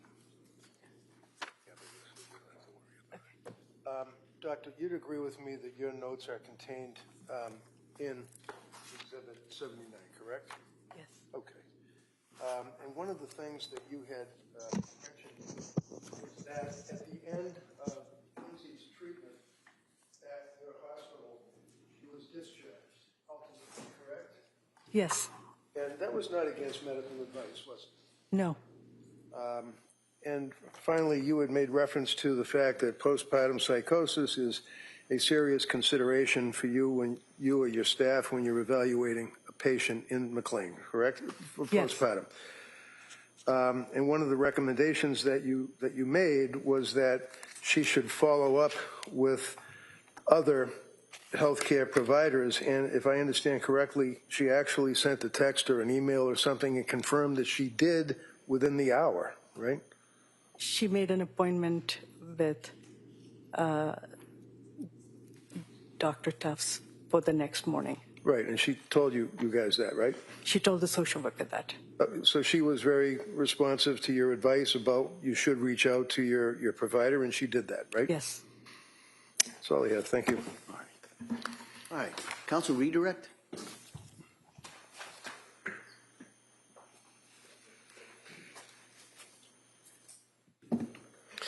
Dr. Goodheart,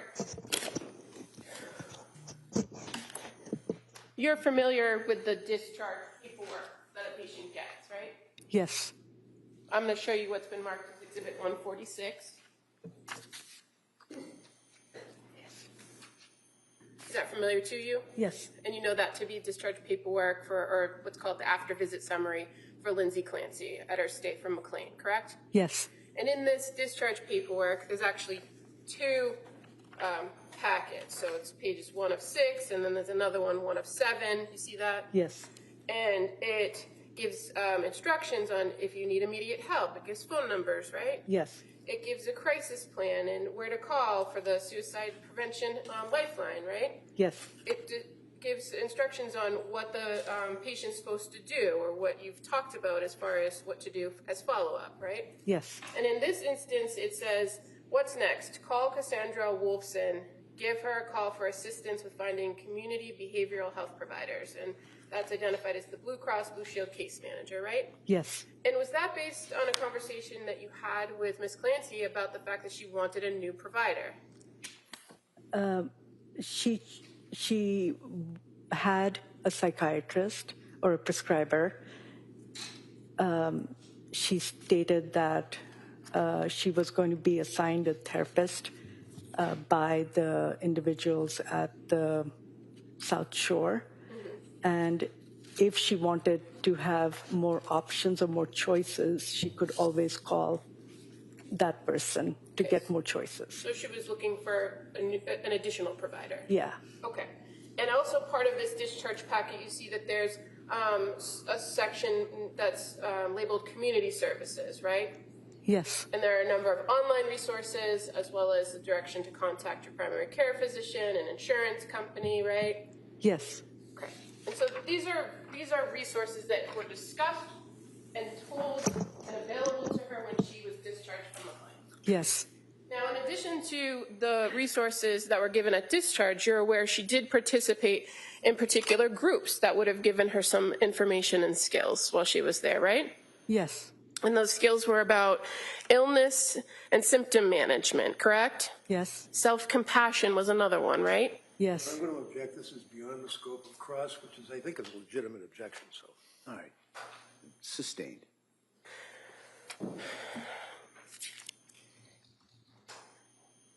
Counsel on cross-examination kept referring to this, the unit at McLean as the locked unit, right? You Yes. remember that line of questioning? And fair to say, it is locked for the safety of the patients, right? Yes. And in this circumstance with Ms. Clancy, when she arrived from Mass General via ambulance, she voluntarily agreed to be at this locked facility until it was safe for her to leave. Yes. Now, when she came in, she was identified, I think you said, as low risk Yes. and at the lowest level of checks, correct? Yes. And she was very vocal with you about how long she wanted to stay and when she wanted to leave. Yes. And you respected that and you worked with her to come up with a plan, correct? Yes. And when counsel says she wasn't discharged against medical advice, would you have preferred more time with this patient to assess her symptomology? objection. Overruled. I think you're asking me to go back and do. Well, at the time, let's talk about the time that you had the conversation with her about leaving Yes. early. Yes. You said the original plan was to stay till at least Friday, right? I think I didn't have a set time on when she would leave. I take it a day at a time based on how the patient is doing. And at the time that she indicated that she wanted to bump up her discharge to Thursday, Yes. had you had the opportunity to observe her symptoms for more than a day or two? Yes. Had you been able to identify if any of the issues that she came in with were resolved? Yes. And so she was sleeping better, right? Yes. Was there any indication that her mood had vastly improved? Her mood had improved. I don't know what you mean by vastly. Well, did you have enough time to get to the root causes of why she was having the insomnia or why she was feeling numb? No. Okay, and so with more time, would that have been something that you could have explored more at least? Yes. And you were asked on cross-examination about asking Lindsay Clancy to sign releases, and you said that you did not do that in this case, correct? Yes. With more time with a particular patient, is it possible that you could have determined that you needed that more information and then asked her to sign releases? Objection. Sustained. Well, as far as your protocol for asking for releases, is it something that you do with every patient? No. What are the circumstances that would lead you to ask for releases to be signed? Again, it's outside the scope of cross. Objection. No, overall, I'll allow that. It depends on how the patient is presenting, whether they appear they appear reliable, whether their history that they're giving is consistent across different times when they were evaluated. For example, she was evaluated in the emergency department in the CEC, then on the unit by Dr. Madwa and myself. And also we had obtained collateral information from Patrick. And so I didn't feel like there was any urgent need to obtain the collateral from the other providers. And she was telling us what she liked and what she disliked about what the providers were doing. Okay, and so you were responding to those conversations in Yes. coming up with a plan. Yes. And again, the team is not just you and your team, but also the patient as well. Yes. And during this time period that she was there, in addition to what she was reporting, you were also making observations of her. Absolutely. And was there anything inconsistent about what she was reporting to what your observations of her were? No. When she arrived at McLean, you were advised of what medication she had been on, correct? Yes. And any of the treatment plans that you or any of your colleagues recommended, did they require different medications? I'm not sure I understand your question. Well, you were asked about the blood work. Yes. And so you indicated that McLean does draw blood upon admission, right? Yes. But that you did not look at the blood work or ask or evaluate it for levels of medications. Correct. Was there any reason to do that based on the medication regimen that you were advised that she had been on? No. And with your treatment plan as far as medication, would there have been a reason to do that to either verify or not verify that she already had things in her system? No.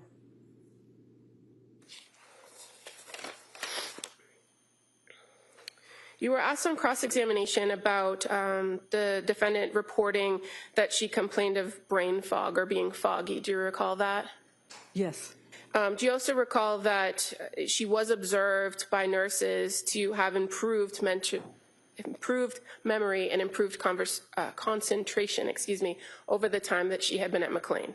Yes.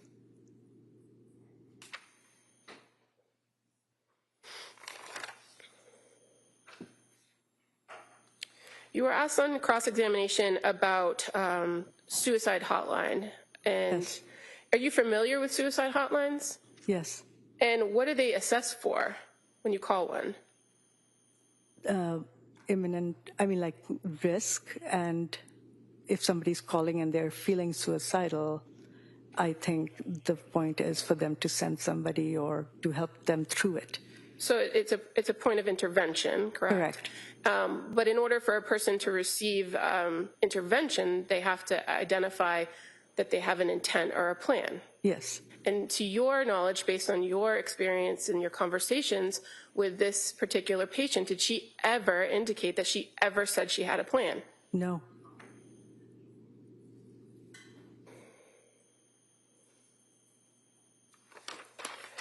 You were asked some questions about the DSM-5, and I actually have a big version of the most recent version, the DSM-5 TR, meaning text revision. You're familiar with this book? Thank you for clarifying that. Yes. And counsel asked you some questions about postpartum depression and postpartum psychosis and whether they appear here in the DSM-5. Yes. Recall that line of questioning?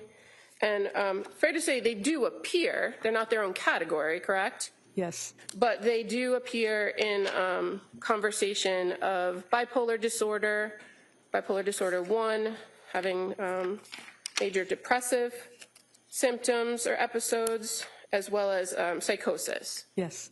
And it's very brief mention, but it's in here. Is that correct? Yes. And as a psychiatrist, this is just a tool that you could use. Yes. What other things do you rely upon when making a diagnosis other than a tool like this? Observation of the patient, the history that they're relating, the information from family and other, that's essentially it, and other records if available. Okay, and you use that information based on your own training and experience to come up with a diagnosis? Yes. And your diagnosis, does that have to agree with anyone else? No. And when you're treating a patient that comes before you for help at McLean, are you treating the patient in front of you, or are you treating the patient from several months ago? You take the history into consideration, but you're treating the patient in front of you because that's the presentation. Thank you. I have no further questions. All right, Mr. Reddington? No, thank you. Thank you, Doctor. All right, Thank you. Doctor. Thank you.